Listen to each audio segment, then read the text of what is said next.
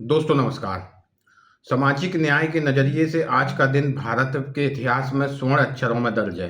आज हम सब एक ऐसे महापुरुष की जयंती मना रहे हैं जिन्होंने राजा के महल में जन्म लेने के बाद भी अपना पूरा जीवन शोषितों, वंचितों और पिछड़ों के अधिकारों के लिए समर्पित कर दिया। हम बात कर रहे हैं राजश्री छत्रपति साहू जी महाराज की। जब हम भारत में सामाजिक न्याय और आरक्षण के इतिहास की बात करते हैं तो साहू जी महाराज का नाम सबसे पहले आता है।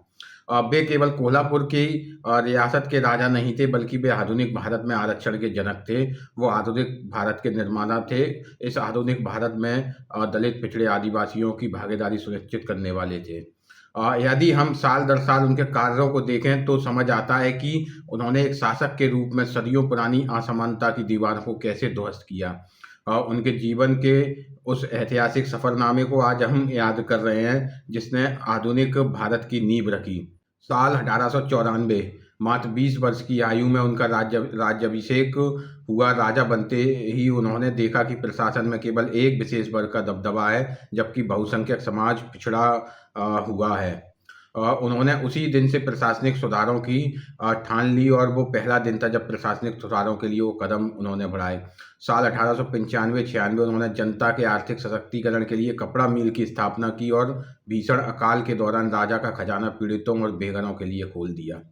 साल 1899 इस वर्ष ऐतिहासिक वेदोक्त विवाद हुआ, जहां रूढ़िवादी पुरोहितों ने शूद्र कहकर खुद राजा के लिए वैदिक मंत्र पढ़ने से मना कर दिया था।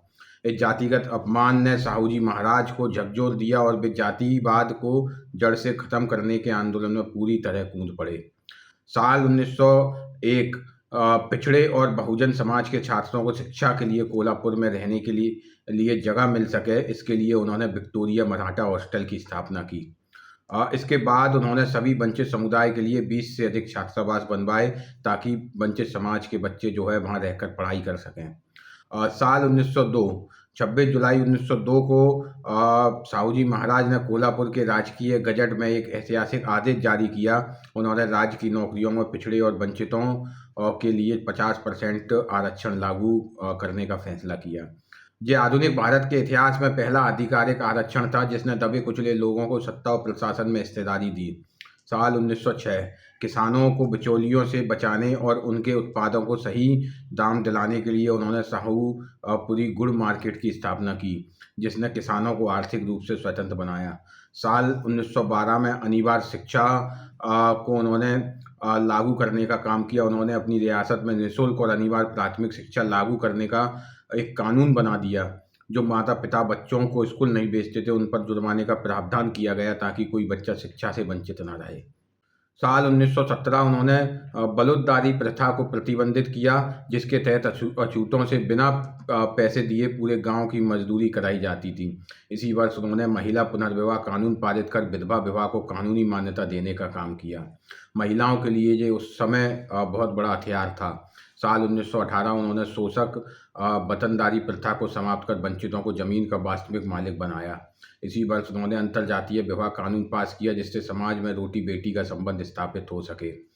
साल 1919 उन्होंने महिलाओं के शोषण को रोकने के लिए अपनी रियासत में देवदासी प्रथा और जोगतिन प्रथा पर पूरी तरह प्रतिबंध लगा दिया। साल 1920 में उन्होंने डॉक्टर भीमराव अंबेडकर की अध्यक्षता में हुए मड़गांव परिषद में भाग लिया। वहाँ उन्होंने मंच से घोषणा की थी और लोगों से कहा था, वहाँ मौजूद लोगों से कहा था कि आपको बाबा साहब के रूप में सच्चा नेता मिल गया है। उन्होंने बाबा साहब के मुकनायक अखबार के लिए वित्तीय सहायता भी प्रदान की थी। इसी वर्ष कानपुर में कुर्मी क्षत्रिय सभा ने उन्हें राजश्री राजाओं में ऋषि की उपाधि से नवाजा। मात्र 48 वर्ष के जीवन काल में साल 1922 में उनके महापरिनिर्वाण तक साहू जी महाराज ने जो कानूनी, सामाजिक और शैक्षणिक क्रांतियाँ की, उन्हीं की बदौलत आज भारत का संविधान बाबा साहब अम्बेडकर के हाथों सुरक्षित है। आज साहू जी महाराज की जयंती पर हम केवल उनके इतिहास को याद नहीं कर रहे हैं, बल्कि उनके विचारों को अपने आंदोलन में उतार रहे हैं। आज भी हमारे समाज में जो जातिगत और आर्थिक असमानता मौजूद है, उसके खिलाफ लड़ना ही साहू जी महाराज को सच्ची श्रद्धांजलि होगी। आज हम संकल्प लें कि हम सामाजिक न्याय की इस मशाल को कभी बुझने नहीं देंगे और छत्रपति साहू जी महाराज के पद चिन्हों पर आगे बढ़ते रहेंगे और जो साहू जी महाराज का सामाजिक न्याय का नज़रिया था, उस नज़रिए को आगे बढ़ाते रहेंगे।